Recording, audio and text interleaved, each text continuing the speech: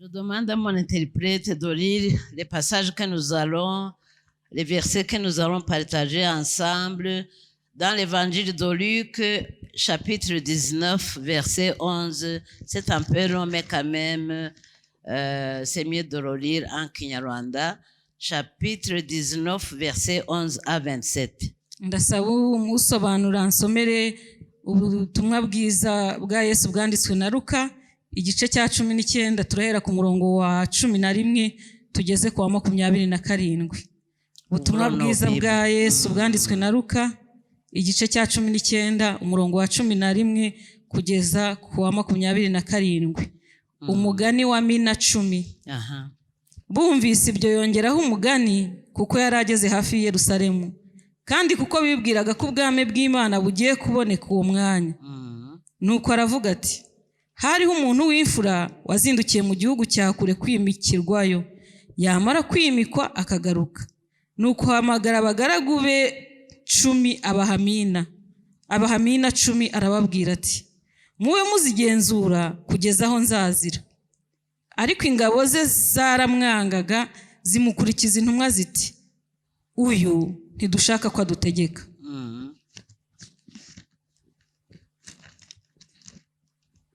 Verset 15, umurongo wa 15.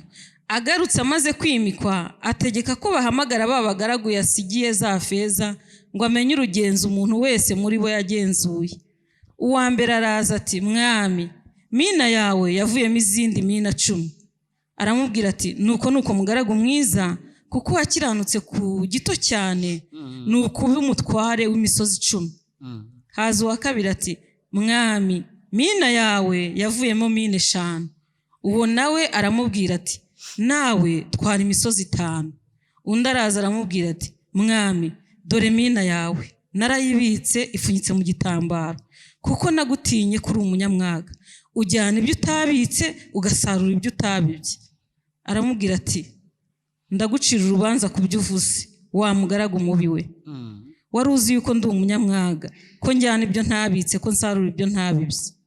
Ni iki cyakubujije guha abagenzi feza yanjye ngo bayigenzure, maze naza nkayitwarana n'urugenzo rwayo?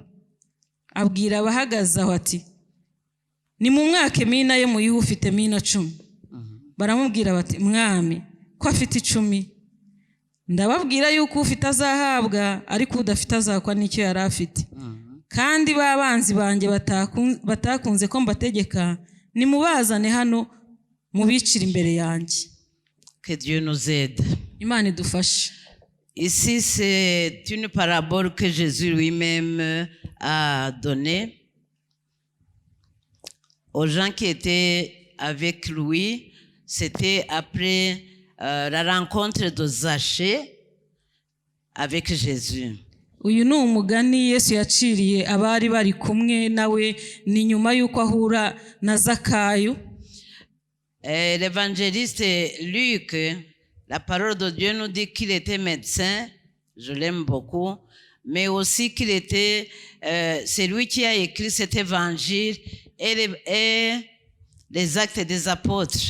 Umwanditsi w'ivanjiri ya Luka bavuga ko yari umuganga, kandi bavuga ko ari nawe wanditse igitabo cy'ibyakozwe n'intumwa. Et c'est lui qui a pu témoigner ou montrer Jésus-Christ comme fils de l'homme, donc son humanité. Kandi niwe wagaragaje Yesu Kristo nk'umwana w'umuntu, agaragaza ubumuntu bwe. C'est une évangile qui est plein de compassion. Ni ivanjiri irimo imibabaro myinshi. Jésus aimait parler à travers les paraboles. Yesu yakundaga kuvuga akoresheje imigani. Quand on parle ici des mines, il faut comprendre les talents, ou bien il faut comprendre aussi les dons. Hano nituvuga mina, mwumva itaranto cyangwa mwumva impano. Amen. Amen. Nous sommes ensemble. Turi kumwe. Gloire à Dieu. Imana ishimwe. Ici, quand cet homme-là a appelé les serviteurs, il en a choisi 10. Igihe uyu nguyu yahamagaraga abagaragu, yahamagaye yatoranyijemo 10. Et les 10, il les a donné 10 talents. abo bagaragu 10 abaha amataranta 10. Deuxième catégorie, il a appelé 5. Il les a donné 5 talents ou 5 mines. Icyiciro cya kabiri ahamagara 5 nababaha mina 5 cyangwa se amataranta 5. Et le troisième, à qui je me suis arrêté, vraiment, il lui a donné un seul don, mais c'est lui qui avait beaucoup de problèmes. Icyiciro cya gatatu yahamagaye umwe amuha itaranto imwe ariko niwe wagize ikibazo gikomeye. Pour les deux premières catégories, celui à qui il a donné 10 talents, il les a valorisés. Mu byiciro bibiri uwo yahaye 10 yazibyaje umusaruro cyane. De même à celui qui a donné 5, il les a aussi valorisés. N'uwo yahaye 5 nawe yazihesheje agaciro cyane. Ça, c'est une parabole qui est en rapport avec la seconde venue de Jésus-Christ. Ni umugani ugendanye no kugaruka kwa Yesu Kristo. Et maintenant, cette parabole s'approprie à nous. Kandi uyu mugani ni twebwe ureba. Le dernier là, il lui a donné un seul talent ou une mine. Uwa nyuma yamuhaye itaranto imwe cyangwa se mina imwe. Il y a une récompense que Jésus a donnée, bien que le patron a donné à ces deux catégories qui ont bien valorisé leur talent. Hari ibihembo Yesu yahaye ibyo byiciro bibiri bimwe byabyaje umusaruro amataranto yabahaye. Et celui-là qui a eu un seul talent, vraiment c'est dommage, au verset 16. Uwo yahaye amataranto itaranto imwe ni ibintu bikomeye cyane ku murongo wa 16. C'est pas le verset 16, c'est le verset 20. Il a dit: Seigneur, voici ta mine que j'ai gardée dans un linge, car j'avais peur de toi, parce que tu es un homme sévère. Tu prends ce que tu n'as pas déposé, tu moissonnes ce que tu n'as pas semé. Ku murongo wa 20 undi araza aramubwira ati: Mwami, dore mina yawe narayibitse ipfunyitse mu gitambaro, kuko nagutinyiye kuri umunyamwaga, ujyana ibyo utabitse ugasarura ibyo utabibye. Et voilà, il n'a pas valorisé la mine, et non plus il n'a pas déposé la mine dans la banque comme son patron lui a demandé. Ntago yahaye agaciro mina ngo ayigenzure, kandi nta nubwo yigeze ayishyira muri banke. Et maintenant voilà, avec un langage arrogant, il commence à jeter la pierre à son patron. Murabona n'ubwishongozi yavuganye asa n'uri gutera amabuye umushebuja. Mais voilà ce que le maître a fait. Il a enlevé le talent qu'il a donné à son monsieur, il les a donnés à celui qui en avait 10 et 5. Mwabonye ibyo shebuja yakoze, yafashe rya taranto ahita riha uwo yari yahaye itaranto 10. Qu'est-ce que cela nous dit, nous les chrétiens, ibyo biratubwira iki twebwe abakristo dans le service international de Kicukiro, muri service ya international ya Kicukiro, et nous les visiteurs aussi. Natwe abashyitsi. Regardons dans l'épître aux Romains, chapitre 14 et verset 12. Turebe mu rwandiko rw'Abaroma, chapitre 14, igice cya 14 umurongo wa 12. Urwandiko Paulo yandikiye Abaroma, igice cya 14 umurongo wa 12. Nuko rero umuntu wese muri twe azimurikira ibyo yakoze imbere y'Imana. Chacun rendra compte de ce qu'il a fait devant notre Seigneur. Umuntu wese muri twe azimurikira ibyo yakoze imbere y'Imana. Quand Dieu nous a appelés, igihe Imana yaduhamagaraga, il n'a pas fait confusion. Ntabwo yigeze ishyiramo gukekeranya. Il a appelé Odette et il a mis des dons en moi. Yahamagaye Odeta ishyira impano muri jye. Il a appelé pasteur et il lui a donné des dons en lui. yahamagaye pasiteri ishyira impano muri we. Les jeunes qui sont ici, chacun, Dieu a mis des talents ou des dons en lui. Urubyiruko ruraha, Imana yashyize impano muri mwebwe. Et beaucoup plus même avec nous les mamans. Kandi natwe abamama yashyizemo impano. Et c'est le même Saint-Esprit qui agit à travers chacun de nous. Kandi ni umwuka umwe ukorera muri twebwe twese. Je me rappelle la parole de Dieu en Zacharie 4, verset 6 qui dit: Nibutse ijambo ry'Imana muri Zakariya igice cya 4:6 rivuga ngo: Ce n'est pas ni par la puissance ni par la force que la montagne qui était devant Zérubabel va s'aplanir, mais c'est par l'Esprit de Dieu. Si kubw'imbaraga zawe, si kubw'ubushobozi k'umusozi uri imbere ya Zerubabeli ucishwa bugufi, ahubwo ni kubw'imbaraga z'Imana, kubw'umwuka w'Imana. Nous sommes tous les ouvriers de Dieu. Twese turi abakozi b'Imana. Et Dieu veut que dans ces derniers temps, nous travaillons plus que même dans le temps passé. Imana irashaka ko muri iki gihe cya nyuma dukora cyane kurenza uko twakoraga mu gihe cyatambutse. Et que chacun fasse l'œuvre de notre Seigneur avec zèle. Kandi buri wese agakora umurimo w'Imana n'umuhati n'ishyaka. Non pas seulement avec du zèle, mais aussi avec amour. Kandi ntabwo ari umuhati n'ishyaka gusa, ahubwo ukorana urukundo. Quand on se chamaille dans l'œuvre de Dieu, Dieu n'est pas content. Kuko iyo twitotombye mu murimo w'Imana, Imana ntabwo ibyishimira. Et si chacun reconnaissait sa valeur devant Dieu qui l'a appelé sans distinction de sexe, ni de race, ni d'ethnie, kandi buri wese amenya agaciro k'Imana yamuhamagaye, igahamagara itagendeye ku moko, itagendeye ku miryango. Parce que si c'était moi, je pourrais choisir, mon mari s'appelle Serge. Il pourrait appeler Serge au lieu d'appeler Odette. C'est un homme géant, un homme très beau, un homme... Mais il a appelé Odette. Iyaba ari jyewe nari guhamagara Serge, umugabo wanjye ni umugabo ukomeye, niwe nari guhamagara, ariko Imana we yahamagaye Odette. Parce qu'il savait que dans ma faiblesse, Dieu va faire des miracles.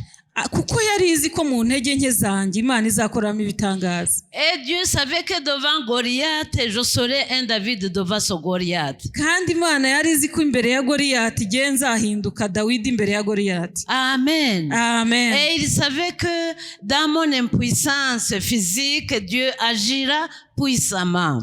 Kandi yari ibizi ko mu mbaraga nke zanjye z'umubiri Imana izakoreramo imbaraga cyane. Alléluia, alléluia. Et voilà, celui-là qui a reçu une mine seulement, il a été insatisfait, il a été paresseux, il a eu des fausses excuses.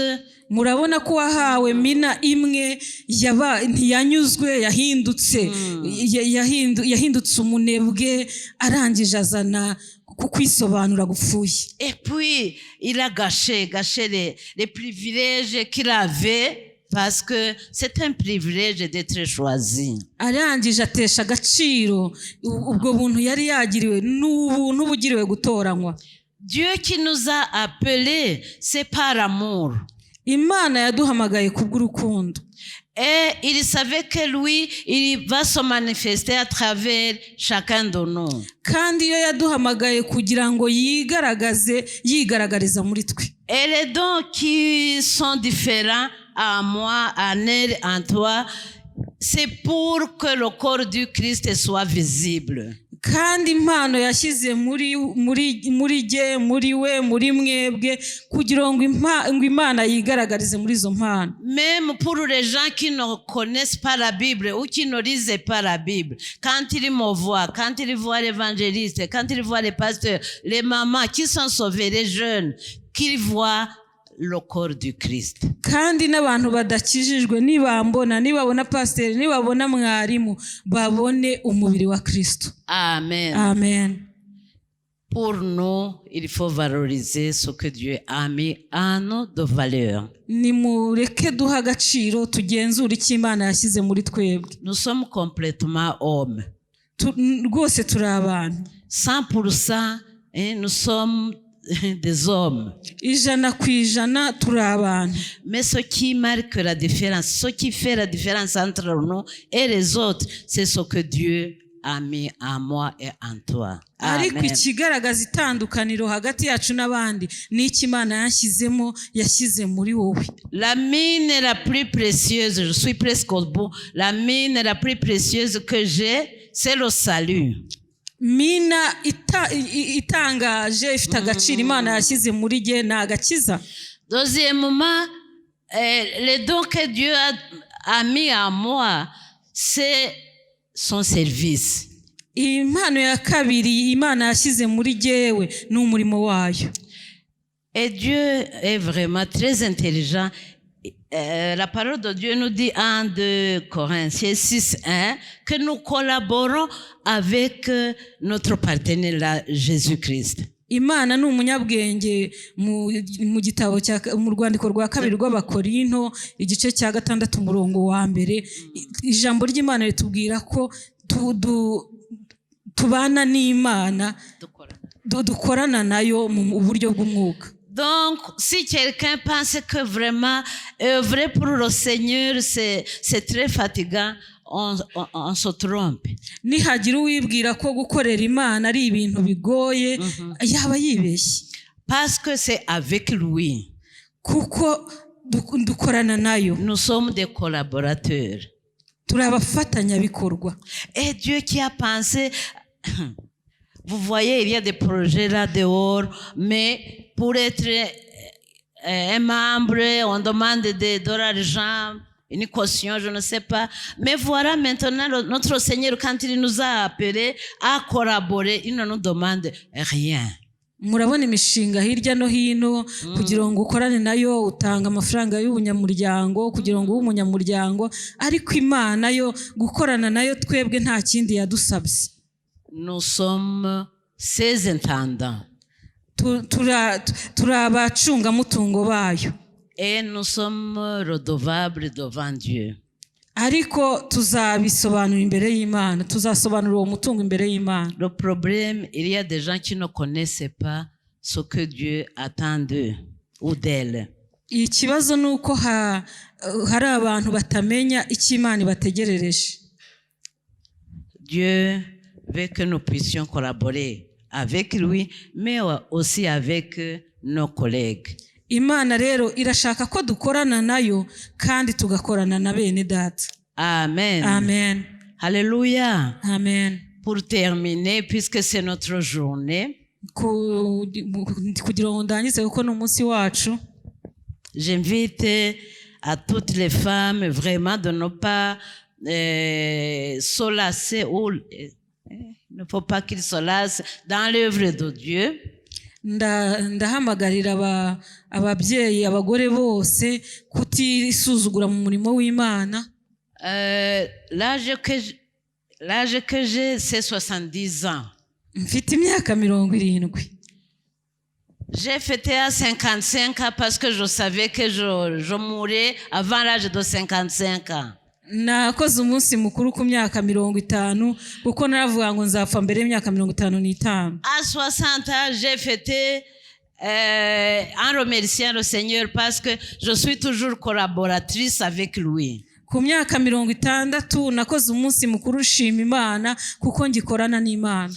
Dernièrement, au mois de juin, l'église de notre service international a fêté pour moi chez moi. On a fait une surprise parce qu'on avait préparé ça plus tard quand les enfants seront là. Ils sont à l'extérieur, quelques-uns.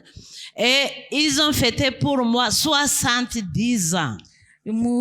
Haleluya, kwa gatandatu itorero rinkorera umunsi mukuru, babikoze batinze kuko abana bari hanze, ariko bankorera umunsi mukuru w'imyaka 70, isabukuru y'imyaka 70. Ce n'est pas parce que je ne sens pas les attaques en rapport avec l'âge, mais Dieu, chaque fois que je m'agenouille, il intervient et je deviens en bonne santé. si uko ntahuye n'ibigeragezo ariko Imana buri gihe uko mfukamye ihita imfasha.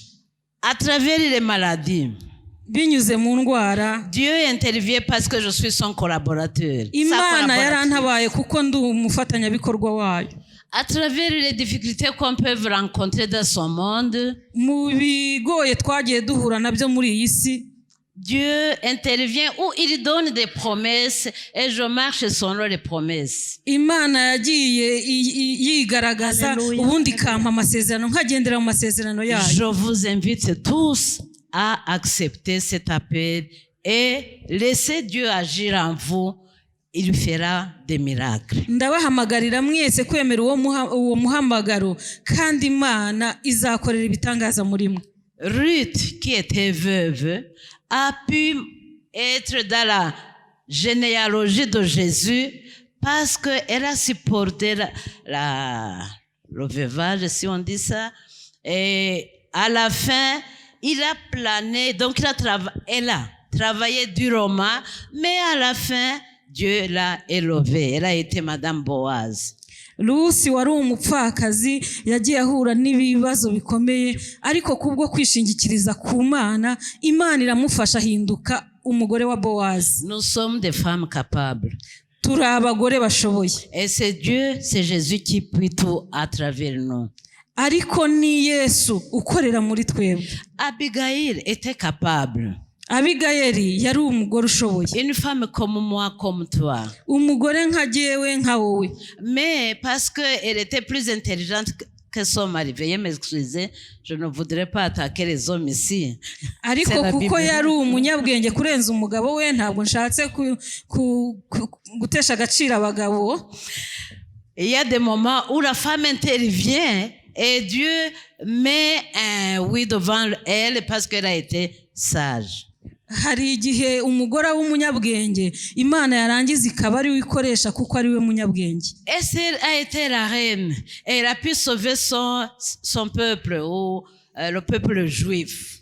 Esther yari umwamikazi, Imana iramukoresha akiza abayuda. Je lui reconnais ou je la reconnais, c'est de par son patriotisme et aussi par son courage. Esther mwibukira buri gihe kubwo kugukunda igihugu kwe no kubw'ishyaka. Soyons courageuses, vous les mamans, mais aussi les jeunes et les hommes. Muba abanyamwete babyeyi ariko namwe bagabo. Nous sommes appelés à être des intercesseurs. Twahamagariwe kuba abanyamutwaro. Parce que les hommes sont en train de chercher de l'argent. Kuko abagabo baba bagiye gushaka amafaranga. Si ils les cherchent, barayashaka. Mais n'oubliez pas aussi de prier, vous les hommes. Ariko namwe bagabo ntimwibagirwe gusenga.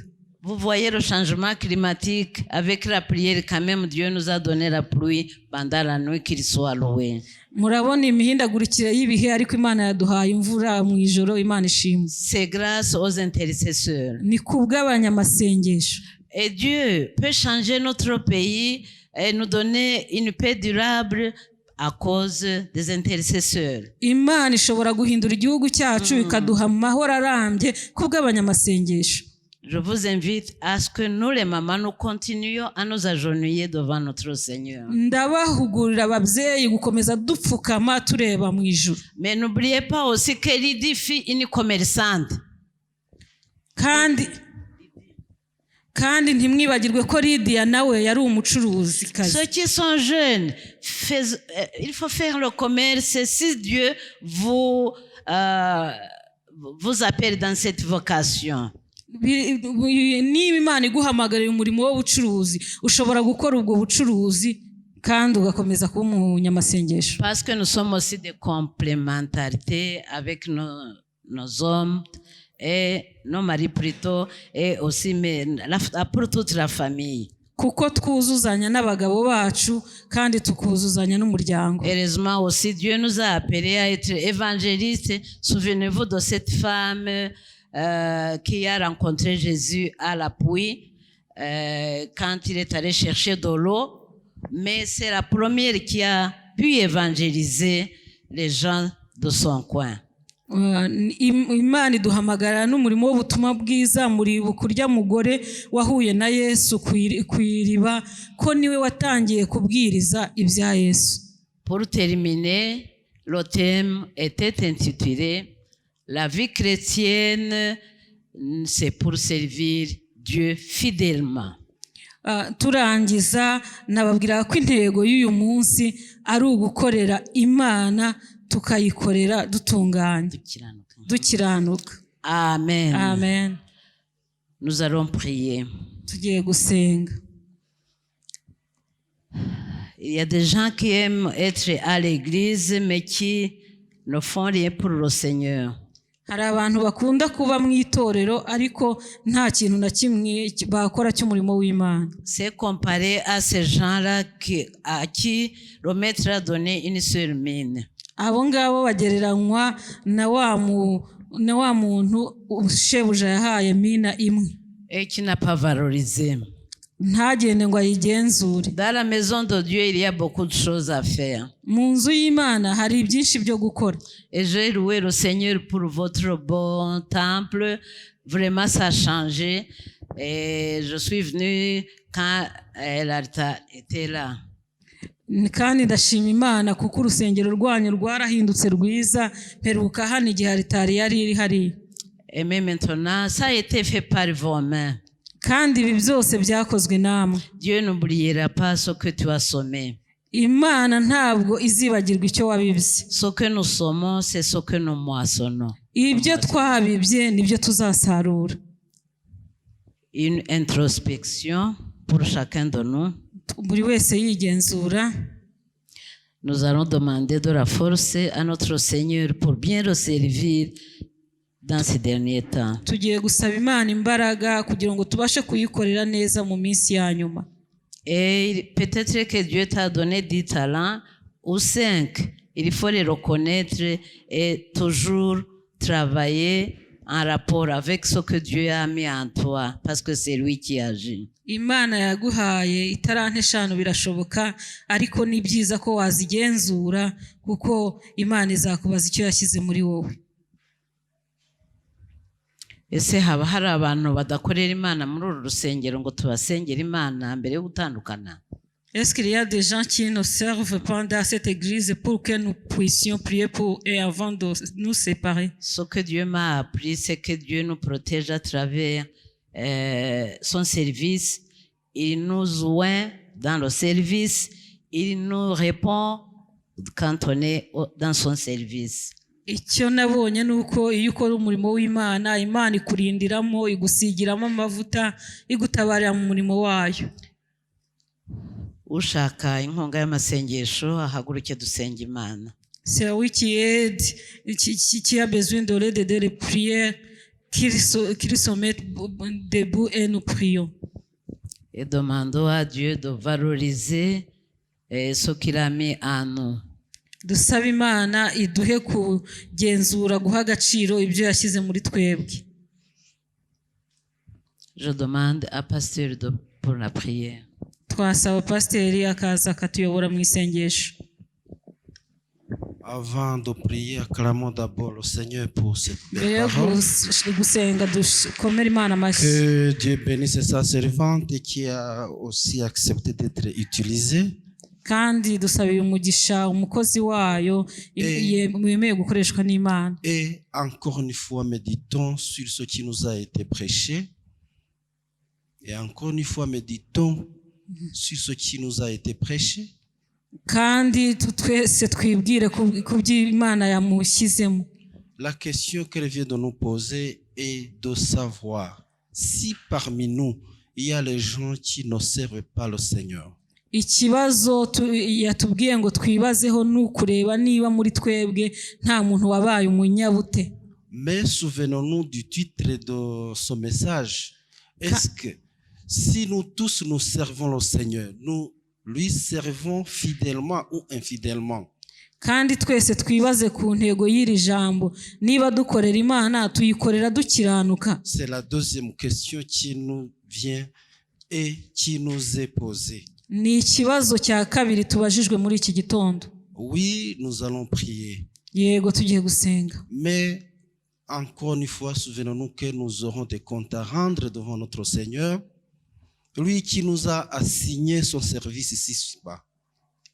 Tugiye gusenga ariko tumenye ko tuzatunguka imbere y'Imana tugasobanura iby'Imana yashyize muri twebwe. Comment servons-nous notre maître? Tukorera gute databuja? Mettons-nous debout. Duhaguruke. Mais en nous mettant debout, pensons à ce qui nous est demandé.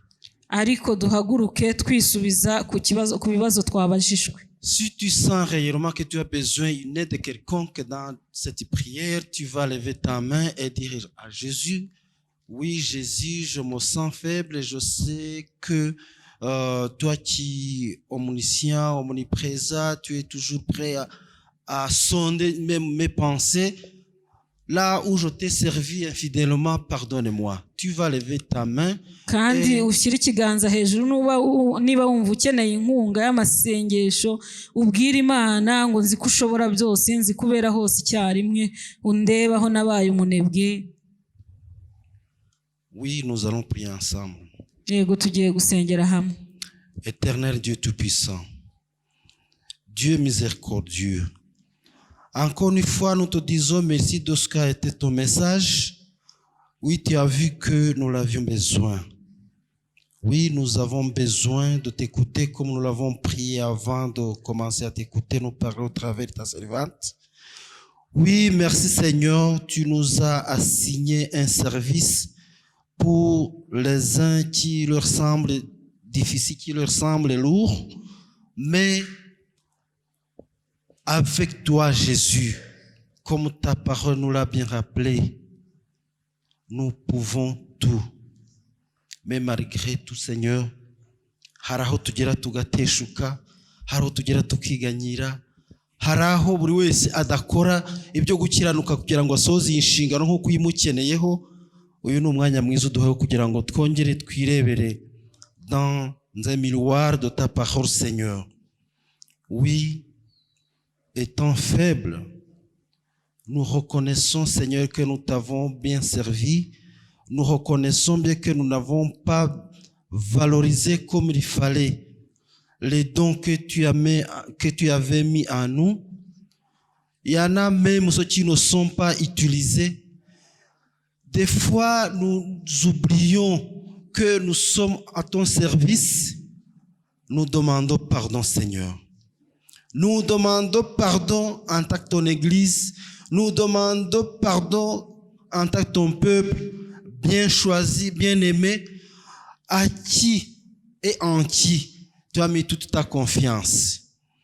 Icyizere watugiriye Mana ni ukuri twongeye gusaba imbabazi ko hari aho tujya tugira kigatakara. Ibyo tubibonesha amaso yacu nk'itorero iyo twikompaye n'isi turimo hanze ahangaha tukareba ibihendo byayo uburyo kirimwe na rimwe tubyitabira. Babarira ubwoko bwawe rero Mana, buri wese waba aritabiye ibihendo by'isi akirengagiza kugaragaza uwo ari we, aho dukorera, aho dutuye, mu bo tuvukana nabo. Twumvise umuja wawe combien elle reconnaît que elle a été choisie comme David, mais uyu munsi akaba kigukora même devant ceux qui sont comparés à Goliath. Mais Seigneur, tu es toujours avec elle. Nous te disons merci. Merci Seigneur de ce que tu as voulu que nous soyons tes serviteurs et tes servantes. Oh Seigneur Jésus, nous demandons à ce que tu puisses nous fortifier. Oui, nous avons besoin d'une extra force pour que nous puissions, Seigneur,